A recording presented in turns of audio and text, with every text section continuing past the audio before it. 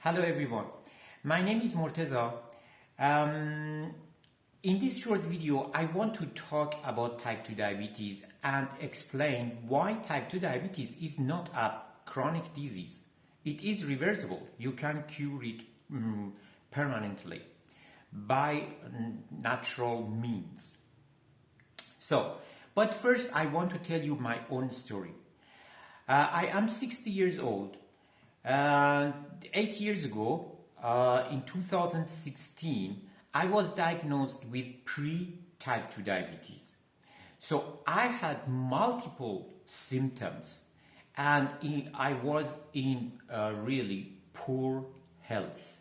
I was overweight, I was insulin resistant, and I had joint pains, I had heartburn, and many other symptoms, fatty liver, non-alcoholic fatty liver disease.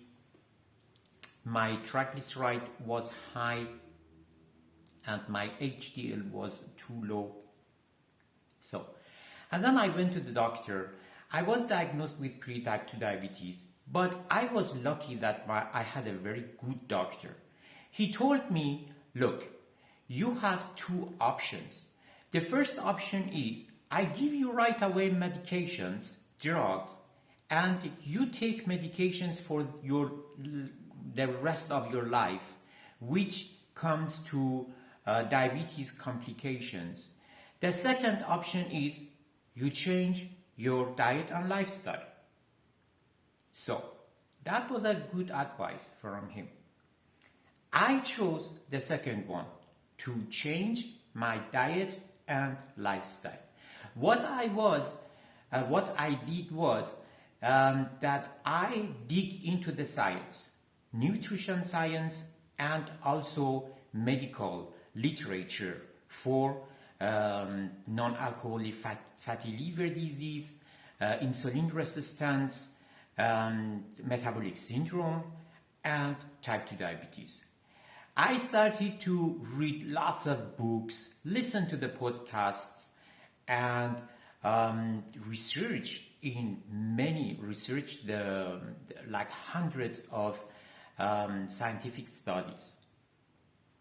And even I took trainings for health coaching and studied at the university here in Germany the nutrition science and got a degree specializing in type 2 diabetes. So now I want with this background, I want to explain why type 2 diabetes is reversible and it's not a chronic disease. Why is it so? Because as you will see in a second, because it is a lifestyle and diet disease. Meaning, when you have diet and lifestyle, healthier diet and lifestyle choices, you cure type 2 diabetes permanently, and even you can stop taking medications. That for sure. And if you don't have type 2 diabetes, metabolic syndrome, non-alcoholic fatty liver disease, if you don't have it, with this I'm going to explain, you are going to prevent it. Okay, now let's jump into it and see why type 2 diabetes is a diet and lifestyle disease. Before I start, I just have to say one more thing. I even wrote a book about it. The title of the book is A Little Book on How I Cured My Type 2 Diabetes Through Diet and Lifestyle. The link and the title of the book is even in the description. You can look at it. Now, from that book, I have here written just seven factors which constitute the driving force behind type 2 diabetes. When I say type 2 diabetes, I mean to include non-alcoholic fatty liver disease, insulin resistance, metabolic syndrome, obesity, all is including, okay, and even high triglyceride, low HDL. So it's very important to listen carefully, because it is not only my own experience in my life, what I practice by myself, but also is supported by lots of science. The scientific references is all listed, lots of scientific references of high quality, peer-reviewed, randomized controlled trials. All is in my book, and even I can include in the description below. Now listen up. What is the reason? What is the driving force behind type 2 diabetes? So type 2, the cause of type 2 diabetes is insulin resistance. That's it, is insulin resistance. Now the question is, what is the cause of insulin resistance? Is too much insulin, hyperinsulinemia, too much insulin in the blood. Too much insulin in the blood causes insulin resistance. This is crucial. This is really imperative to know that the cause of the type 2 diabetes is too much insulin in the blood for a very long period of time. It takes like up to 13 years, definitely over a decade, too much insulin that to develop type 2 diabetes and insulin resistance. Listen to me. So if you really want to cure type 2 diabetes, you have to get down with the demand of insulin and use of insulin. You have to lower your insulin level and your insulin need, your insulin demand, because the very driving force behind insulin resistance and type 2 diabetes is too much insulin in the blood for years. This is a very simple reality. This is what I'm talking to you now. It's not my opinion. It's not something I learned, I listened in the barbershop. It's a result of 8 years very intensive research into the science and my own experience. Okay, so too much insulin in the blood is the cause of insulin resistance and downstream type 2 diabetes. So now the next question is, what causes too much insulin? Look, when you have to, I have to tell before I go through those factors, when you have too much insulin in the blood, the insulin receptors are just deaf. The insulin receptors don't get the insulin signals. They don't respond to insulin signals and don't open up the cells to take up the sugar from the blood, to suck the sugar out of the blood into the cell. As a result, the sugar stay in the blood, don't get into the cell. So as a reaction, the pancreas, a gland here in abdominal area, produce more insulin to forcefully put the sugar into the cells.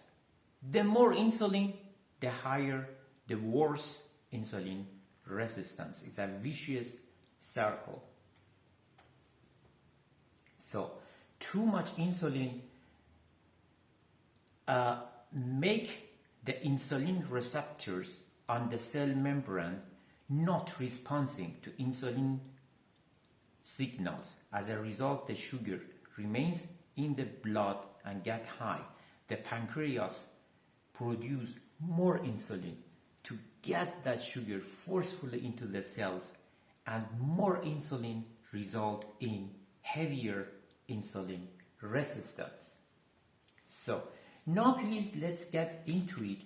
What causes too much insulin, which get into the insulin resistance? What is the cause? What is the underlying cause of it? I start.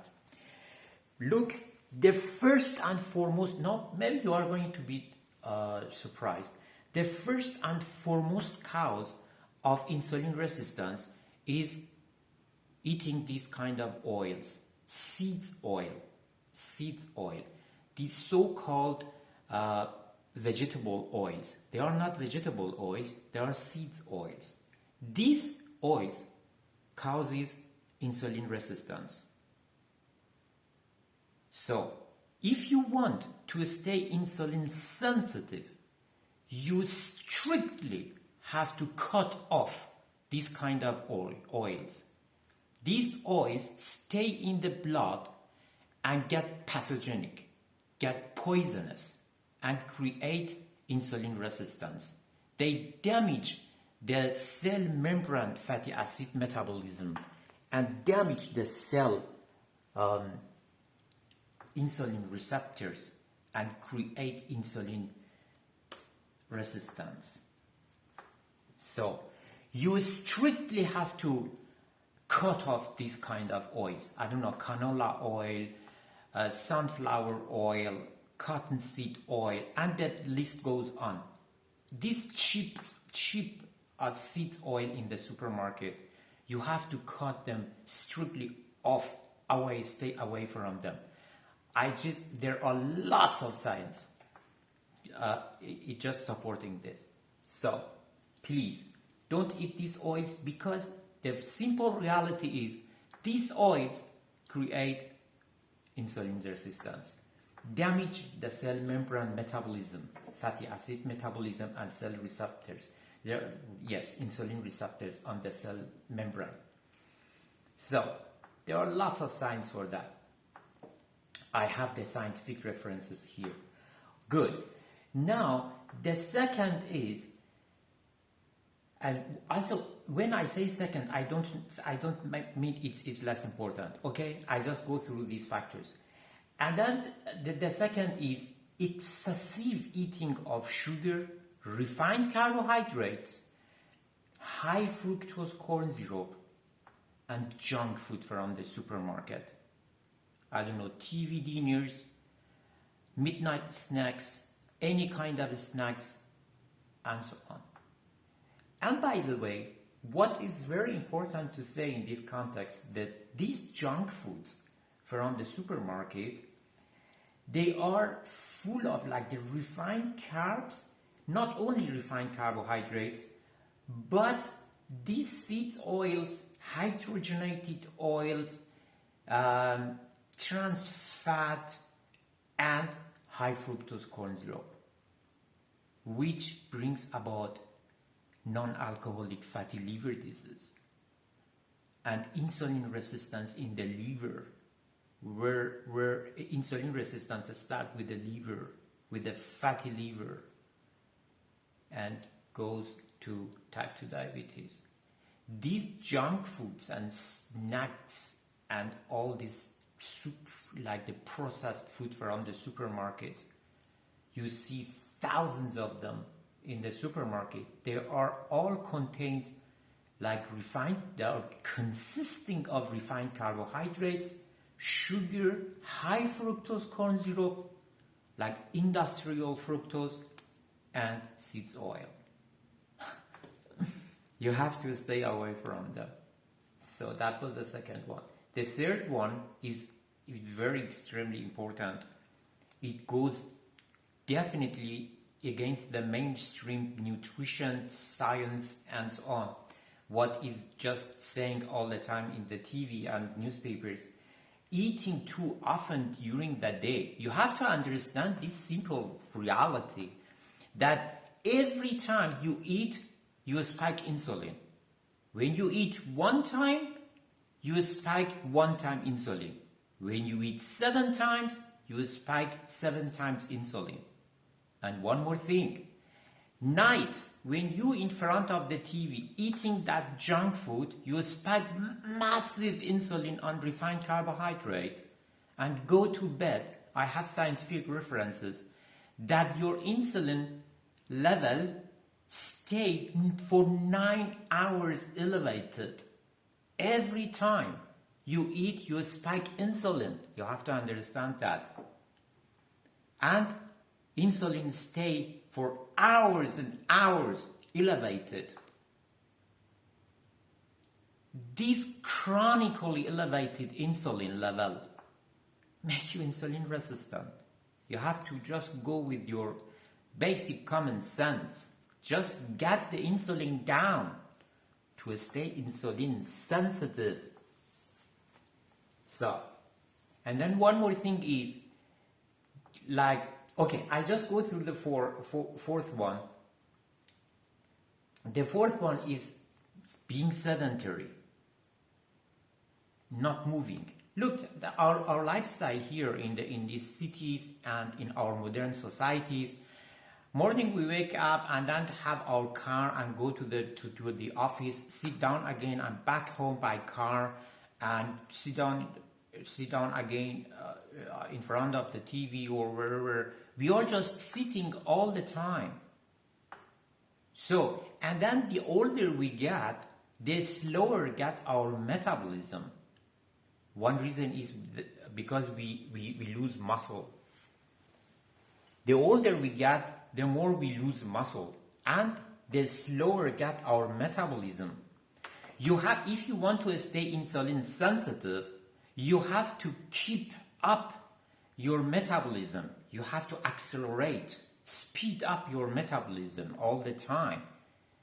Because when you have a fast metabolism, your cells suck the sugar out of the blood if your metabolism is fast. So, and if you are doing like resistance training and bodybuilding, so you have lots of protein synthesis for which you need energy. If you do the resistance training, you do weightlifting. If you do weightlifting, you accelerate, you speed up your metabolism, and you burn fat, even if you are sitting on the couch and watching TV. So the older we get, the slower is our metabolism. That is why we need like weightlifting, we need walking, lots of walking to keep up our metabolism fast, okay, and stay insulin sensitive. So that was the fourth reason, the fourth factor why we become insulin resistant, because we are too sedentary, we are too much inactive, and with that our metabolism slow down badly. Another reason why our metabolism slows down is just high fructose corn syrup, refined carbohydrates, and seeds oil, because they bring about the insulin resistance and slow down very badly our metabolism. Whatever you eat which the body have difficulties to metabolize it away, it slows down your metabolism. For example, if you eat saturated fat, animal saturated fat, what the body love it just immediately, completely is removed from the blood because it's immediately metabolized. But if you eat the seeds oil and hydrogenated oil and refined carbohydrate, the body doesn't know where do with that, where it goes with that. It stays in the blood and get pathogenic and slows down your metabolism. So, and then the fifth reason is chronic stress. You know, when you have too much stress, your your cortisol is elevated all the time. When the cortisol is high, cortisol makes the liver put too much sugar into the blood. So from an evolutionary point of view, it is actually healthy, because in those times before agricultural revolution, when the hunter-gatherers, they just get hunted by a tiger or I don't know, a dangerous animal, and they just run, they sprinted, they run for, I don't know, less than 1 minute. They gave all they had, and they get in a very heavy stress fight or flight situation, and that was healthy. But less than 1 minute they stopped and recovered again. But nowadays, in this modern society, we are in the fight or flight mode all the time.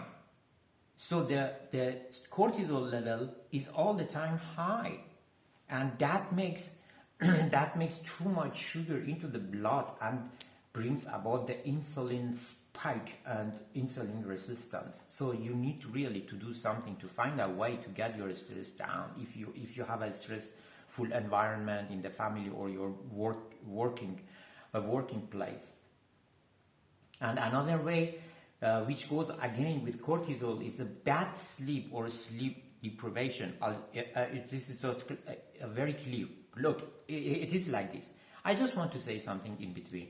One day when you have a good sleep, you are more insulin sensitive. If you have a bad sleep, you are insulin resistant. If you are sedentary, you are insulin resistant. If you are active and moving a lot, you are insulin sensitive. So when you have a bad sleep during the night, your cortisol is high and your sugar and insulin spike, which brings about insulin resistance. You really need to have a good, deep sleep. And the seventh is chronic deficiency in vitamins and minerals. That's for sure. We eat too much junk food and less healthy food, like really nutrition dense food, because these foods from the supermarket we eat is just empty. They are just empty calorie, né? Because it's full of refined carbohydrate and high fructose corn syrup. So you really need to eat nutrition dense food like red meat, steak, poultry, fish, ghee, butter, liver. They are very high dense nutrition dense food. So, and with highest bioavailability, by the way. So, or you should take like magnesium glycinate and fish oil, omega-3 fatty acid, and vitamin D. There are vitamins and minerals which support very good our metabolism. Good. Now, for this video, I just finished up this video now. I will write these 7 factors which constitute the driving force behind insulin resistance in the description with scientific references and the title of my book there. Please kindly press the like button if you like this video. Press the like button and the subscription so you don't miss the future videos which gonna be about non-alcoholic fatty liver disease, obesity, burning fat, metabolic syndrome, high triglyceride, low HDL, all this stuff. I'm gonna just explain really in a very simple language, authentically. Okay, thank you so much for watching this video. See you next time.